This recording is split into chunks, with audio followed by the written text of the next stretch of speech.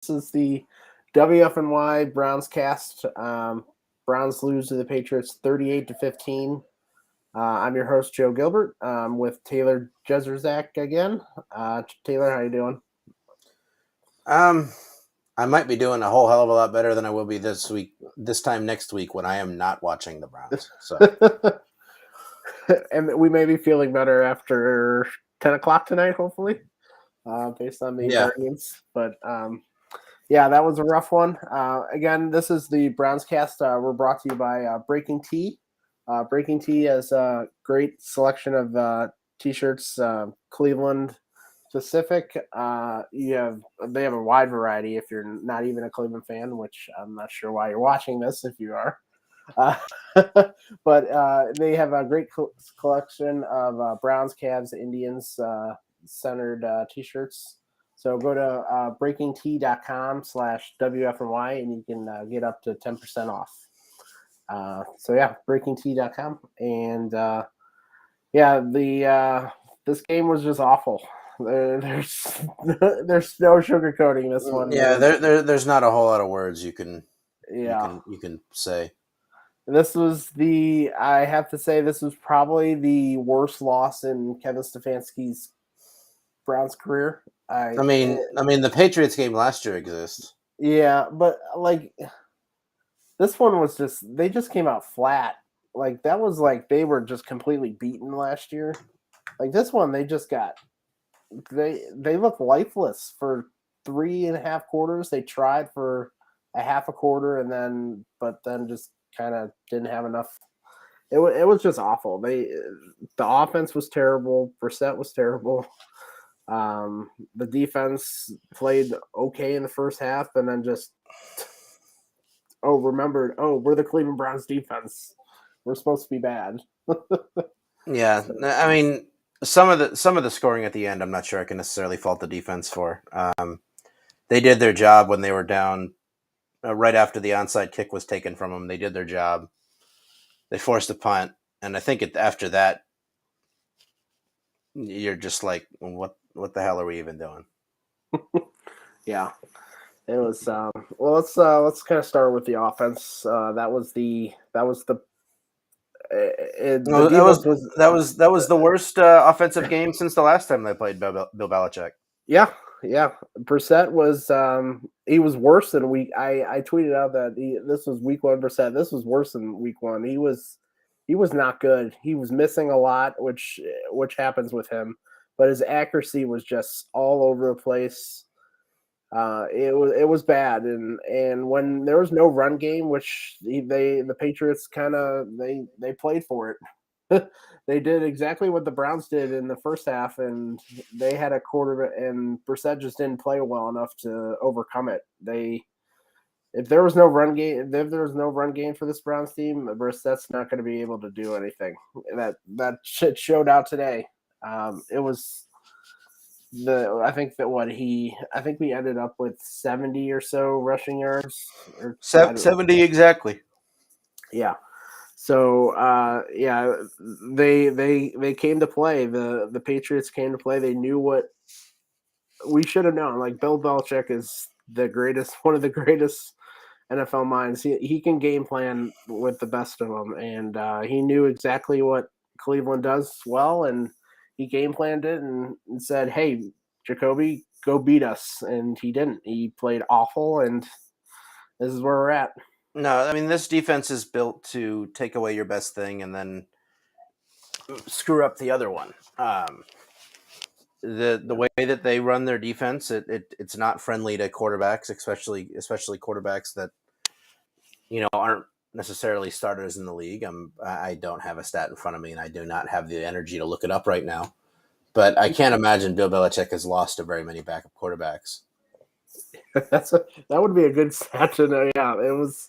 I can't imagine that too. He knows what buttons to push, and he pushed all the right ones. Yeah, I mean they made the Browns pass. The Browns threw 45 passes today. That's never going to be a win. No, with this quarterback, at least. No, you're never gonna win right now with Yeah. a offensive play call balance of 45-18. Yeah. Could you have probably run the ball more when you were down early? Probably. But, like, it was also pretty evident that it wasn't working. So, like, why would you go back to it? Right. Like, you're not going to balance. For the people that are calling for Stefanski to be taken, like, don't be freaking stupid first off. Yeah. You're playing Bill Belichick. He makes everyone look dumb. Yeah. Second, if a run isn't working, why are you going to keep shoving Nick Chubb into a brick wall every play? Right. Like, what is that going to prove? Oh, I balanced I ran as much as I passed. Especially when you're trailing. What the hell does that matter? Like, especially when you're trailing, it's going to run the clock. It's clear that the Patriots said, let's make Jacoby Brissett beat us, and we'll play good coverage on the back end. And they played good coverage on the back end, and Jacoby Brissett couldn't beat him. Yeah. I know. There was a lot of Browns fans in It's the fucking Patriots, people. I mean, this is what they do. Yeah. Like, there's a lot of anger in the stadium about not running it, and they had that kind of drive where they went to the red zone because of one long run. Like the Patriots were clearly playing back when they were up 18, I think it was. They changed it because they want you to run it now because there's 7 minutes left or 10 minutes left in the game. It wasn't. No one schemes a defense to take away what you do best, like the Patriots. Yeah. Even when they don't have the talent, and they don't have the talent right now. Yeah. They're not the Patriots defense of old. Teams with better situations are gonna be able to take advantage of it. But right now the Browns are not in that situation. All they have to do is really take away Nick Chubb. Take away Kareem Hunt. Kareem Hunt was more or less useless. He was. And Brissett, like, I'm not gonna pretend I'm some kind of film junkie, but, like, he didn't just go from being complete, like, above average in the last few weeks to not being able to find open receivers today. Right. There's a reason for that, and it's got to be the way that they were disguising coverages. So, because how many times did you notice that he threw his first read today? Not if he did, it was inaccurate. If he did, it was like a slant. Yeah. And even one of those was almost picked off. Like, what the Patriots do is they take away what you do best, and that's for the Browns. That's running the ball. And Jacoby Brissett was not confident enough in his throws today to beat them through the air. He made some nice throws. The interceptions were bad. The second one wasn't really his fault. He got hit. Yeah. But like the sad part is that the Patriots were almost kind of telegraphing what they were going to do. Anytime the Browns got into a 3rd and 5 or longer, they brought at least 6. They brought 7 one time in the red zone. They brought 8.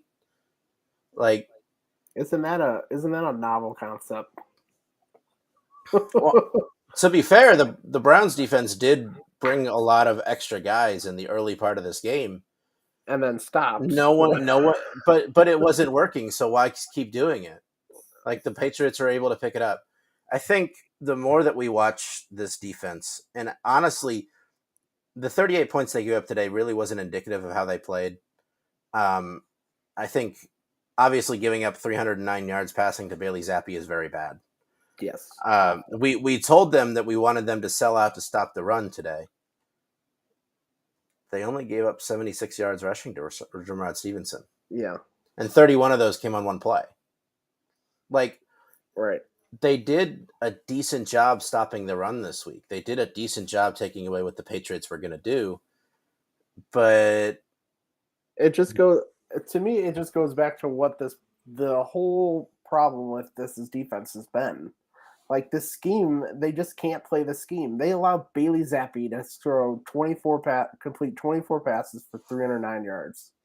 Like, you can't. A lot of that came on 2 plays, but there's a lot of open guys throughout the day. The issue that I'm starting to see that I think with the Browns defense is they must have a tell. Yeah. I don't know what teams are seeing. I'm not, again, not going to pretend I have some kind of major film study pedigree, but it just doesn't feel like the Browns are ever taking anyone by surprise defensively.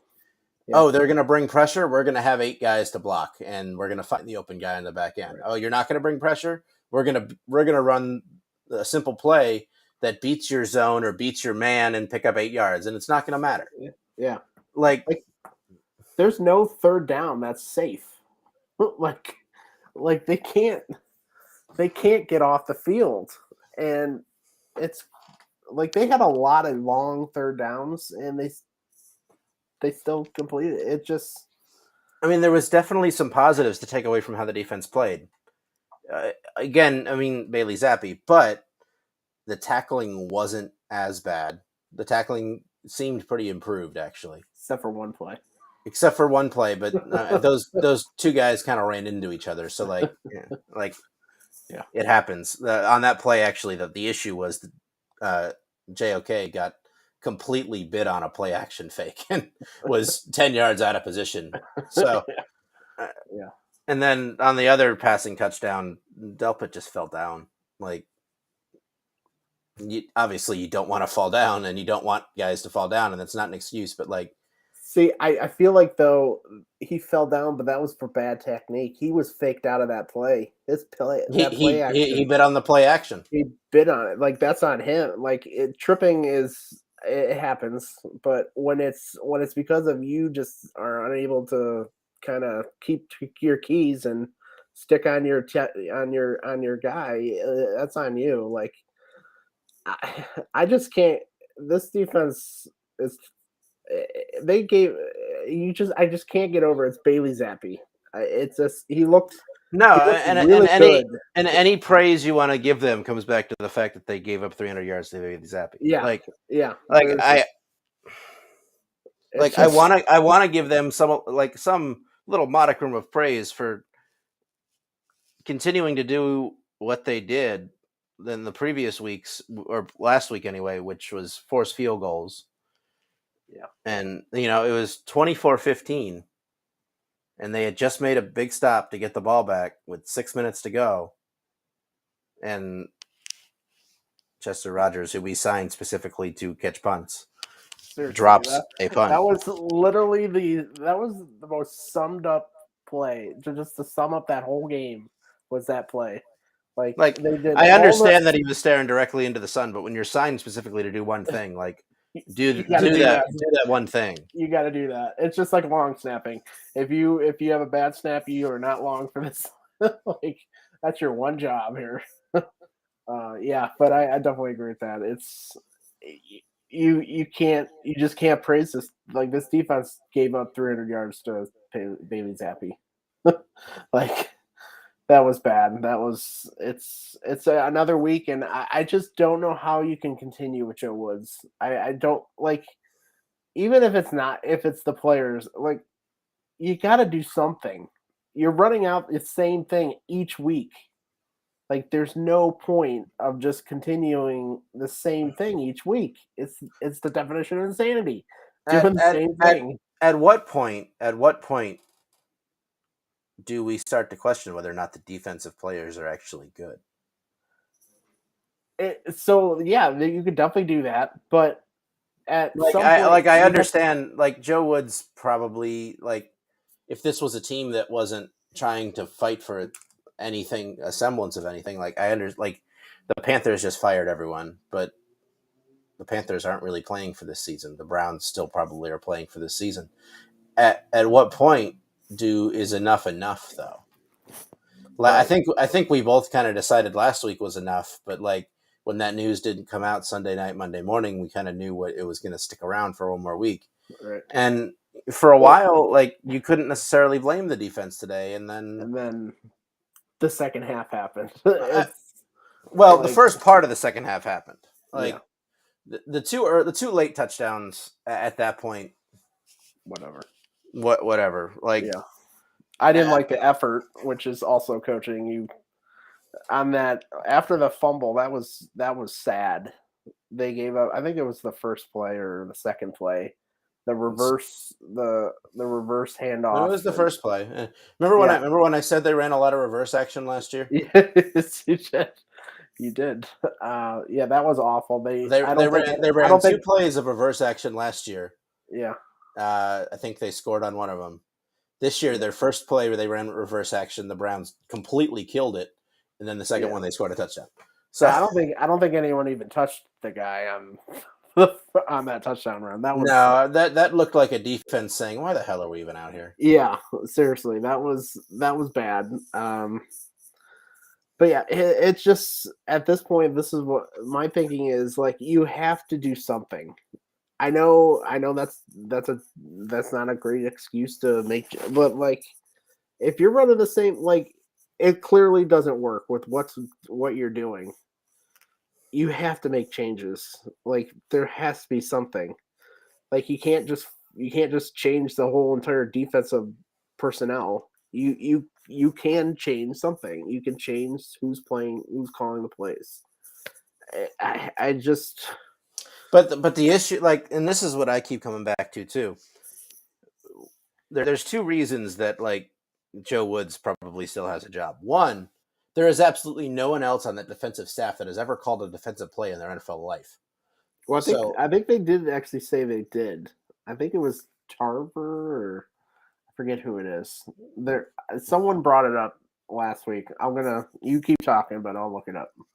and two, what is actually going to change if like the scheme isn't going to change, the way they do things isn't going to change, the plays aren't going to change.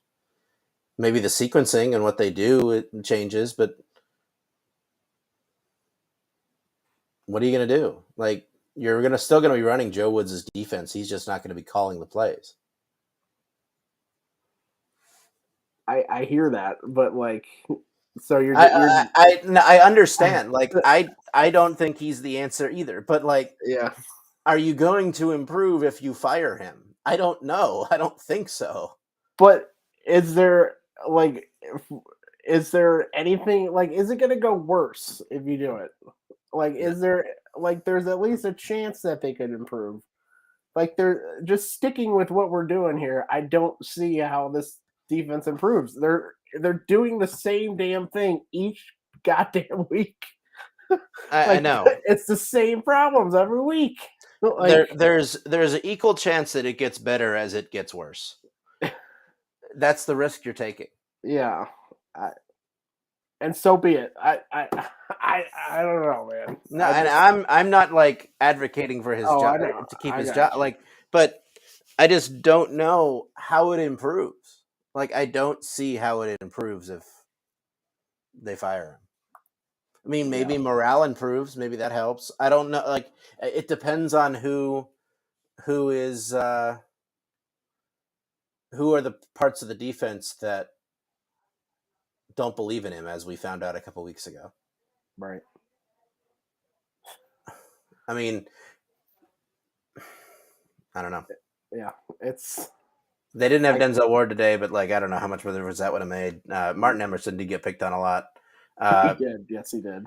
Myles Garrett seemed like he was playing with half a body by the end. Yeah. I don't even know if he's going to play next week. Like, dude was in a car accident and he's going out there and getting 2 sacks, and people are going to say, what kind of impact does he have on the game? Like seriously, people, shut the hell up. Shut the hell up, man.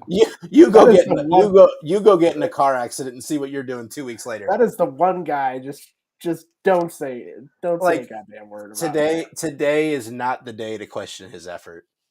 No.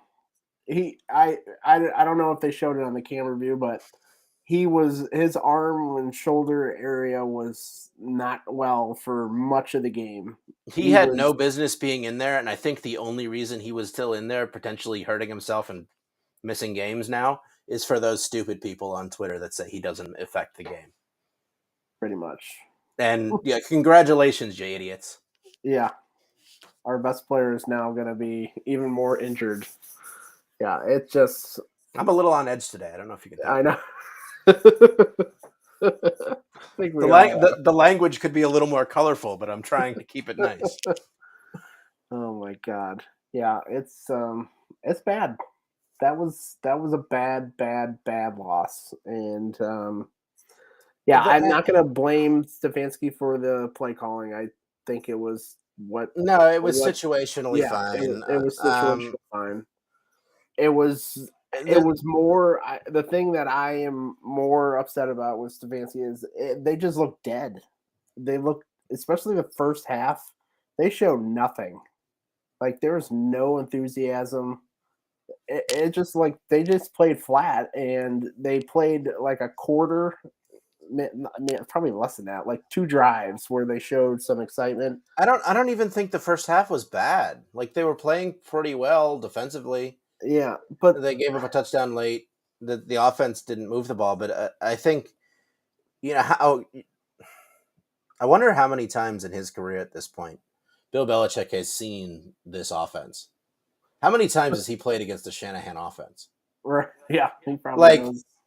he probably knows the plays better than Froholt, who was in there for most of the game. Like Yeah, at some point, yes, Stefanski probably didn't have his best day, but he's the furthest thing from the biggest issue. And right. Yeah, definitely. like not everything that goes wrong with this team is the fault of this team. Sometimes you're playing Bill Belichick and he just has you out schemed.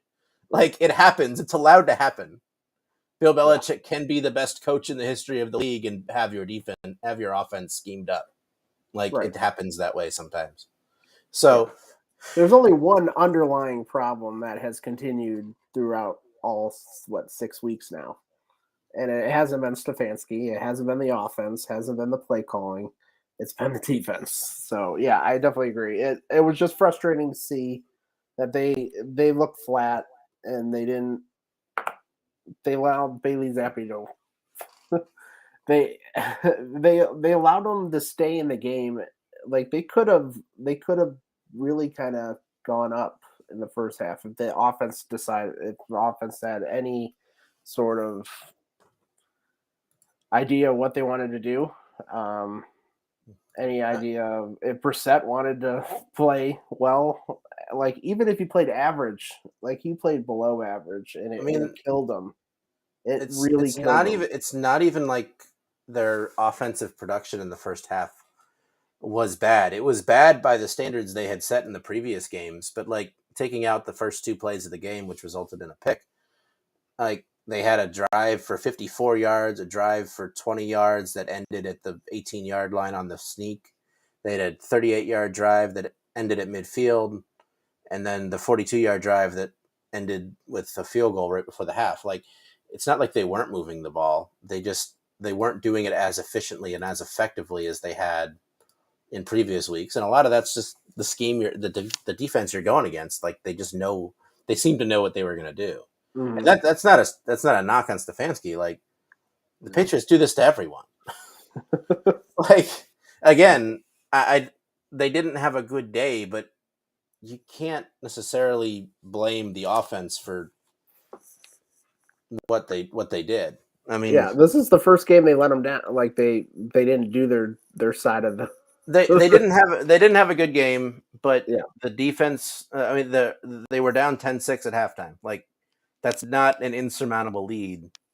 They were yeah. down 17-6 at the end when they got their first snap of the second half. And Really, the big difference with the offense today was obviously the run game, but they also turned the ball over, and they were big turnovers. There was the first one that led to did it lead into a touchdown or a led to a field goal? I field think a goal. field goal. But and then there's one right in there's just a few. How many did they lead to points? I wonder. Let's Do see. we have that stat? We got 10. Um, we got 17. We got 24. Yeah. So that's One of those turnovers to special teams. right. Yeah.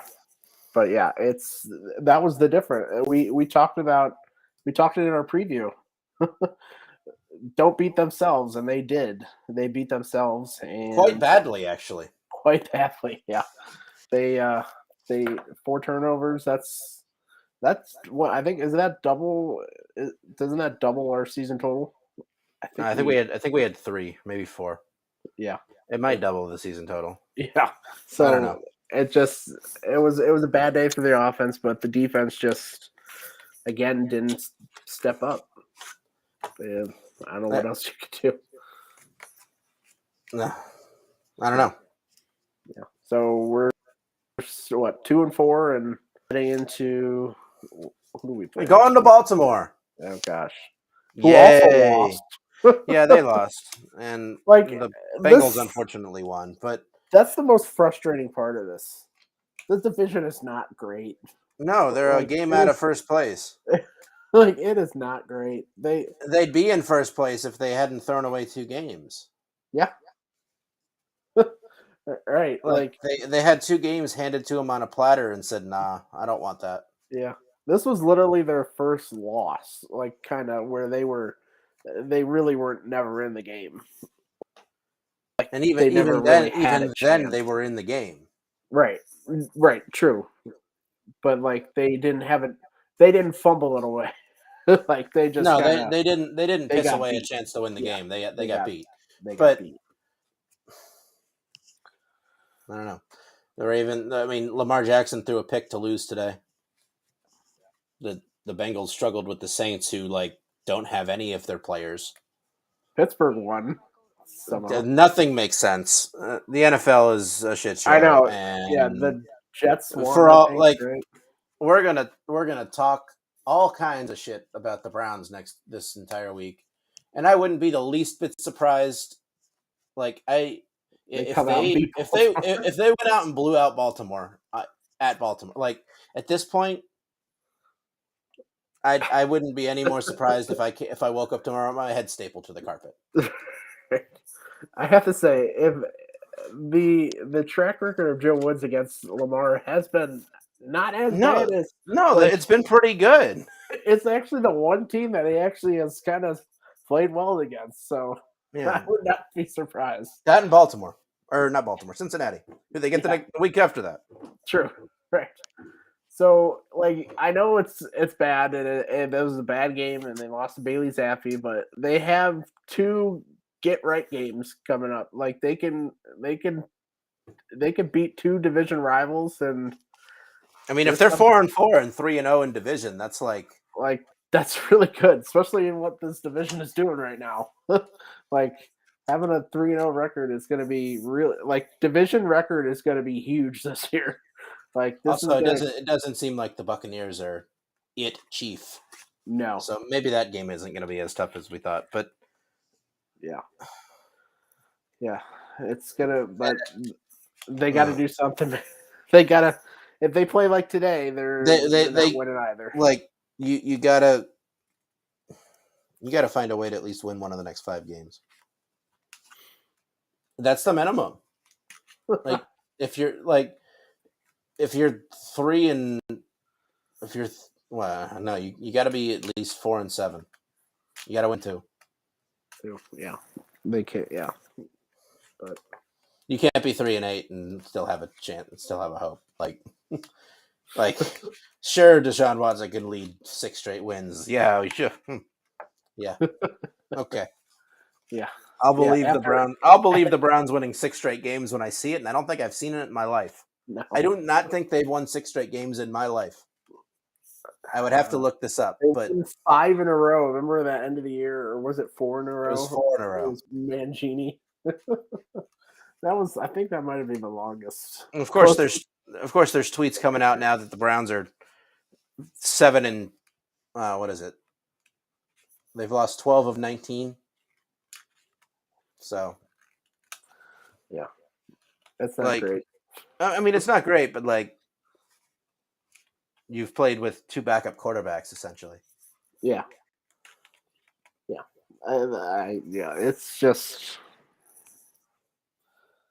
I feel like we're not us two, but a lot of the fans have been just kind of pointing their finger at the wrong thing. Like that record has a lot of a lot of things behind it because of the quarterback play and then what this defense is doing. And it's not really the fault of Stefanski. It's kind of what he's been put into.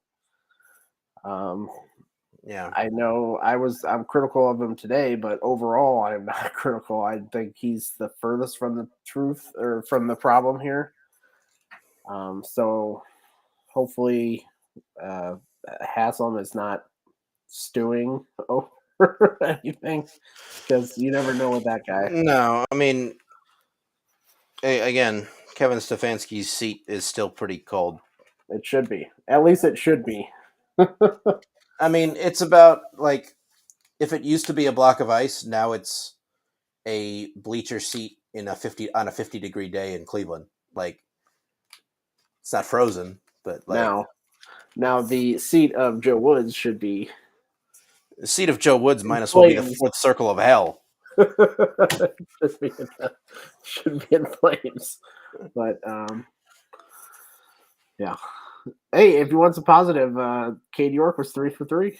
Yeah, that was I mean, if you want to take positives, like the positives you can take away from today are that the defense didn't look objectively awful for most of the game.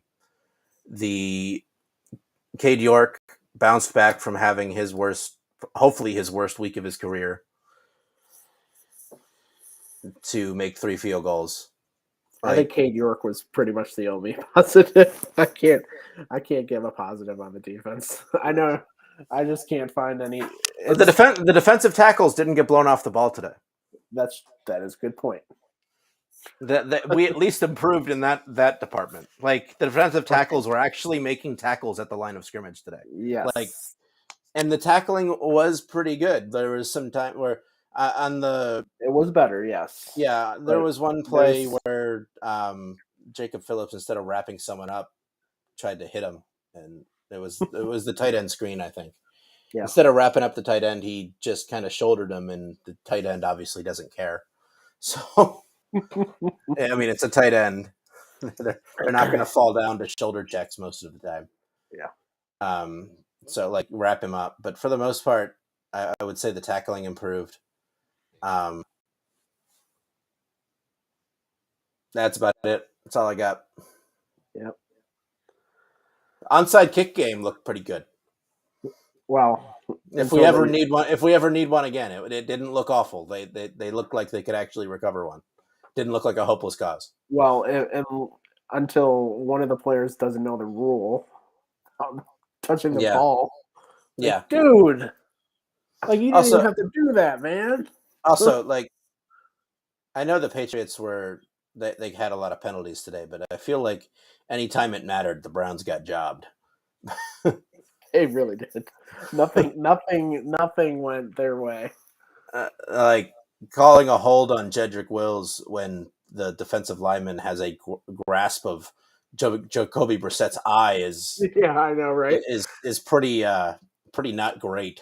No, but, and the pass interference with the ball that was thrown 5 yards out of bounds was pretty asinine as well. Yeah, they could have called a hold, and I would have given it to him because they probably was a hold, but it can't be PI if the ball is thrown 6 yards out of bounds. Right. Definitely agree with that. Yeah, it was. But that wasn't an issue today.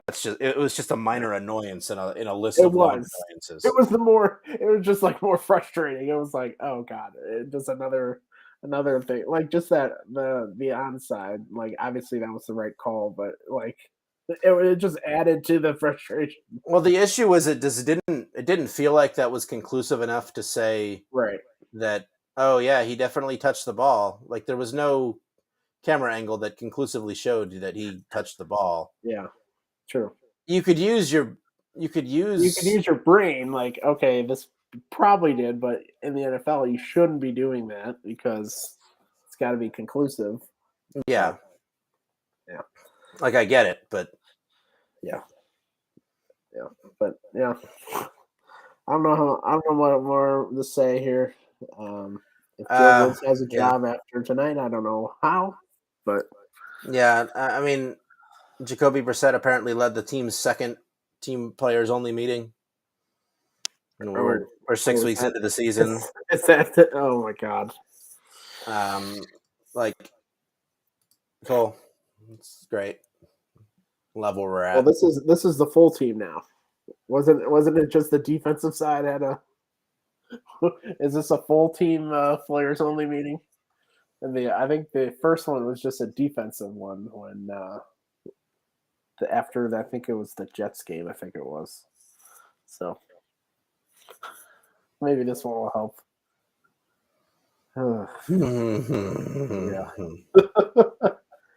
But hey, guys, the Guardians play in about 2 hours or so, and they can win the ALDS here. So, And I get to kill the rest of the time watching whatever the Panthers are calling football today. yeah, who we running out there for quarterback in Carolina today? PJ Walker. Oh, PJ Walker. He might be better than Baker at this point. On one hand, they're winning. Are they? On the other, it would be because of a pick six. PJ Walker is 7-11 for 39 in the third quarter. It always could be worse, guys. Brissett is pretty good. Yes. By the way, I did get a little chuckle before the game. I saw the report that Carolina wanted 2 first-rounders for Christian McCaffrey. I think I texted someone that with his contract. Well, actually, no. His contract actually isn't that much of an albatross anymore. It's non-guaranteed after this year, and it's only like $1 million this year. But it's a running back. It's a running back.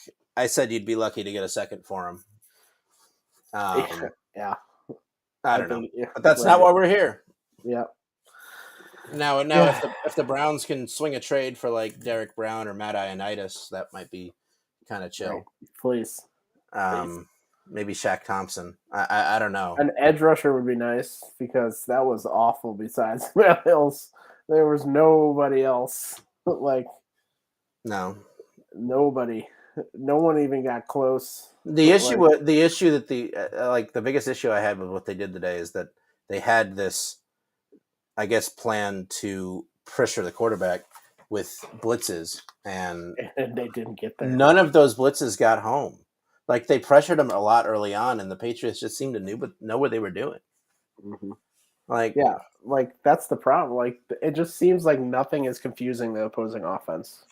Yeah, like nothing. And today should have been of all days. Today should have been the day because you have a rookie quarterback out there.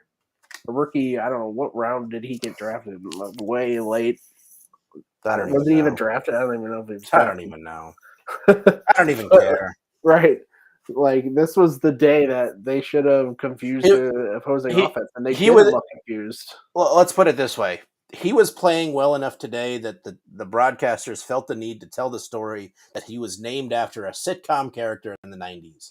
That should be embarrassing enough for the defense. I know you were at the game, so you didn't hear that. I did not hear that. That was... but we had to hear that if we watched the broadcast. I'm glad to hear that. Oh, God. He played well enough for everyone to know that he was named after a sitcom character. I think that adds another log to the fire of Joe Wood's seat. But I don't know what more we can add. Right. Yeah, I don't know what more we could add without having to put an explicit label on the podcast. Right. We already kind of turned it. It already got darker than usual, which is saying something. But yeah, it was not good. It was a bad loss, and we're now 2-4 and heading into 2 divisional games here. Yep. Godspeed to you next week. Yes. Well, good luck to you too. Well, yeah, but good luck covering that one. Oh yeah. Thanks. I hope it's something happier to talk about. Yes. So yeah, I'll be chugging along next week as Taylor gets ready for his big day. Exciting stuff. So more happy for him. Yeah, I'm happy. I'm happy that the planning part of that is over, and it's happening, and it gives me an extremely viable excuse to not watch whatever is going to happen to the Browns defense next week. Yeah. You can catch me next week sometime, Wednesday, Thursday. We'll see. Probably not Wednesday. I think that's the Cavs opener. So yeah, I'll talk about it next week. And yeah, this is another WFNY BrownsCast post game show. Browns lose to the Patriots 38-15. Still game. Hopefully the Guardians can save the vibes. Yes, please. The vibes are less than immaculate right now. Yes, I have to say, just before we get off here, it was a weird feeling at the game. Like as some there was a lot of frustration, but then there's like it didn't matter. It just felt weird. It was like, oh, okay, the Guardians are playing tonight. Like it wasn't.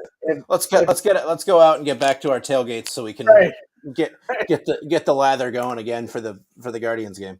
Right. It was just kind of like, okay, here, this sucks. And okay, let's go watch the Guardians. Also, Godspeed to any of those out there that were in the Muni lot at 6 a.m. this morning, only to go to the Guardians game tonight. If they make it to the Guardians game tonight. They won't. How many have planned that and are actually going to execute that plan? I don't know. You're gonna need a liver of steel to get through that one. The amount of people I see that don't make it even into the Browns game is just astounding. I couldn't imagine paying for a ticket and then getting too drunk to even go to the game. Thank you. I just laugh. It's just like you just see these guys just walking diagonal down the street. I'm like, I mean, that it's their life. They can do that, and right. it makes the experience more enjoyable for some. Not me. Right. Not much of a drinker. It's 11:30, my man. You're walking diagonal. You got a whole ass day, my dude. Good luck trying to get home. I don't know how you're getting home. The best is when you see the faces of the the people that they're with. They're like, "Are you sure? We really have to deal with this guy all day?" But yeah, that gives me a little joy during these kind of crappy days. But yeah, thanks for joining us. This is another sad post game show. Another mini grievance room. Right, another mini grievance room. But yeah, join us next week for the preview, or join me next week for the preview show, probably Thursday. And go Browns and go Guardians. Look! If the Browns win, I might call in on my drive down to Florida on that next week. Okay. On Sunday, I might make a guest appearance. Okay, good. So you heard it here, folks. So yeah, good luck with you, Taylor. Thank you. And good luck to the Guardians. Let's go.